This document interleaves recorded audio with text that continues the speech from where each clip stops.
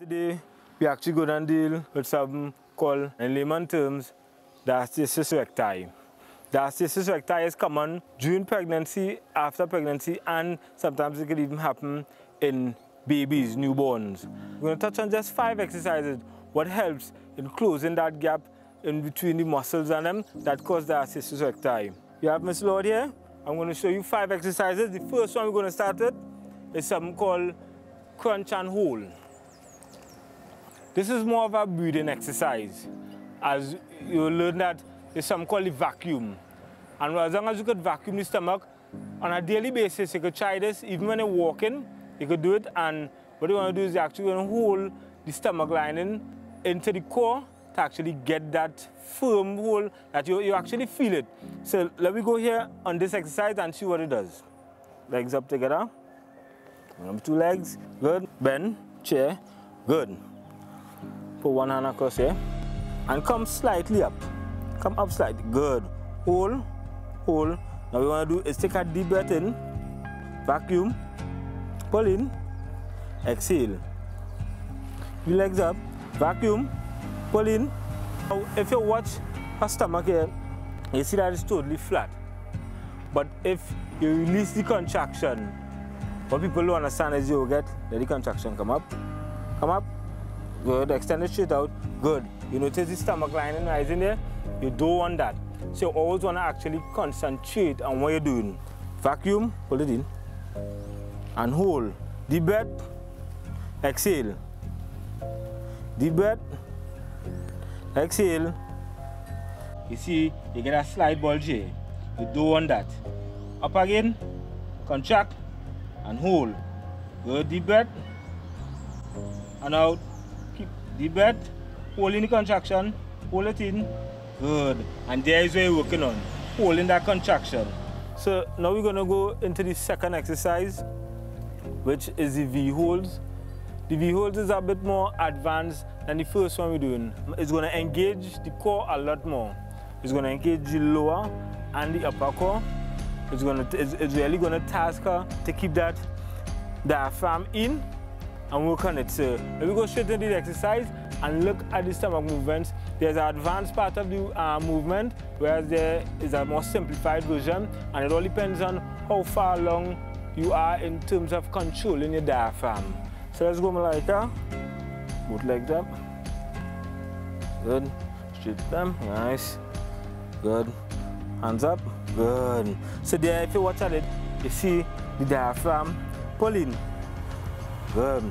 And you see she's struggling actually to keep that diaphragm in, to keep that stomach lining in. Her lower back is not touching the ground. So what we're going to do to actually break down this exercise, if you can't control it at this stage where the lower back is touching the ground and the diaphragm is pouching, here what we're going to do. I'm going to bend one leg, drop the back, good. And there, look at that. You actually see the difference in where the diaphragm is being controlled now. She can actually control her diaphragm in. Good. Vacuum and hold. Breathe out. Breathe in. Pull. Breathe out. Breathe in. It actually engages the whole diaphragm. So her lower abdomen is working as well as her upper. You're seeing where it is cutting. You're seeing the V-lines here. You understand? And that is what you actually want to work. Now, watch out, I'm going to elevate it once again for her so that you could see where the diaphragm is going to engage. Up. Oh, there we go. You see? Look at that. Look at that. You see where the pouch is, and then you see the lower back come off the ground. Down. And pull in. Good. And there, the lower back goes back to the ground. She's able to control the diaphragm even better now. And that's what I want to do. So you just want to be able to control it, know where you're at and where you're comfortable so that you can be able to maneuver and know how advanced you are. You want to do these breathing exercises for either 1 to 10 or what I just always say, once you pass the 1 to 10 stage, once you could breathe, hold it, breathe for 10 times, you go into time attack, 30 seconds, 45 seconds, a minute. That's exercise number 2. Exercise now we're going to do is the Russian hold. Just like the Russian twist, it's just without the twist. So we're going to get Malaika to sit. Good. So there's two ways in this. There's a basic and there's an advanced. So first, we're gonna start with the basic. Bring in your legs, fold them, yeah, bring it up, good. Send it out a little bit. Good, right there. Lean back now, lean back, right there. Now keep your hands facing forward, and nice. And if you realize, look at the stomach here already. And all I'm going to do is tell her to bring her hands in front of her, off the ground. Remove your hands, and go back. Right there. You see? Pull in, that is what you want. Control it, breathe.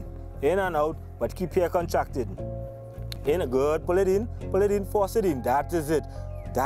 Keep it contract and breathe. You see the dips here? This is what you're looking for. Pull it in, come on, contract, good, breathe. Exhale. In.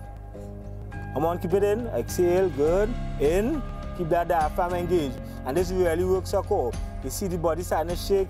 You're seeing where the diaphragm is actually trembling. Her core is actually trembling. Come on, in, out. And that is the basic part of it. Here again, you work the whole diaphragm. Watch at this. If I tell her release the stomach, there, you see the bulge. You don't want that happening. So pull in, this belly legs, good. There.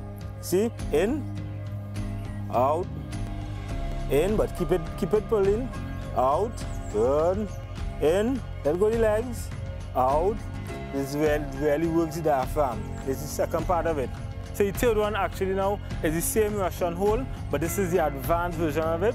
This is really going to test the core again. Like I say, know where you're at in your fitness and controlling your core. Anytime you're doing any of these exercises to correct the diastasis recti, you want to know where you're at in your core movements to know how well can I control my core, how well or strong is my core.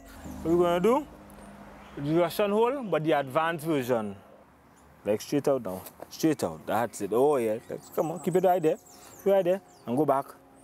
Hold, right there. Got it. This is the advanced version. Pull in, come on, pull in, legs, hands off, good, pull in, good. Deep breath, vacuum, come on. Keep it in, out, in, keep it in, out. So yet again, this is the advanced version. This is the advanced version of the Russian hold. And you see, she's struggling to actually hold it there. Come on, pull in, out, pull in, out. You see the body actually trembling. That is your core actually engaged. Once these core muscles are engaged, you're going to get that sort of pressure. So yet again, knowing where you're at on the Rectus scale or dealing with your core. Legs bent, hand back. Good. Pull in and release. Hold the stomach, move the hands. Good. Keep the legs on the ground. Good, keep the legs on the ground. You see she has more control here. And from this position, what you could do is as time goes by, you learn to control this position. Actually going to take her from right there. Keep it hold, keep it in. Come on, that's it.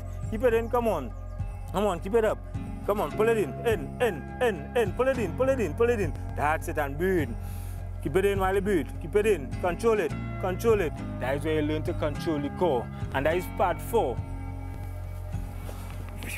You could do it when you're home, when you're walking about, even throughout your day. All you have to do is learn again to control. So Malaika, stand up next to me. Malaika has been through the woods. Say no. So what we're going to do is we're going to get some breathing exercises done. Right? So pull in, hold, and exhale. Deep breath again, in, contract. God, that's it. Chest up. Good. Hold, exhale. In again more. Oh, there we go. Hold it, exhale. Come on, keep it in. Pull in again. That's it. There we go. You see where your job line. Pull in. Focus. I want you to focus now on the lower half and pull in. Pull it into mid and navel. Pull it in like you want to touch your back. There you go. So if she turns to the side and all, you would see. Exhale. Keep it in. Pull in. That's it. Exhale. Good. Pull in. Exhale. Now watch where it gets technical here. Bring one foot. Apply this. Good. And you see the stomach actually comes out. Come on, keep it in. Pull in. and exhale. Now by taking 1 foot off the ground, what you actually do is that you force the core to engage more. Because why? You actually bring stabilizing muscles now, which your core has a lot of stabilizing muscles to help the body actually stabilize to hold. So back up again. You notice that she has to use more muscles in the legs and in the core to hold. Let's go. Up. Good. And pull in.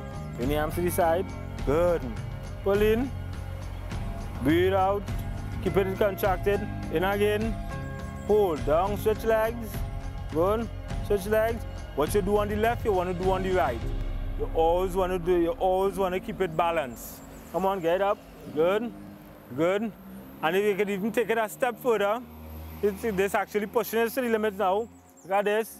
Oh my goodness, yes. Keep it contracted. Good.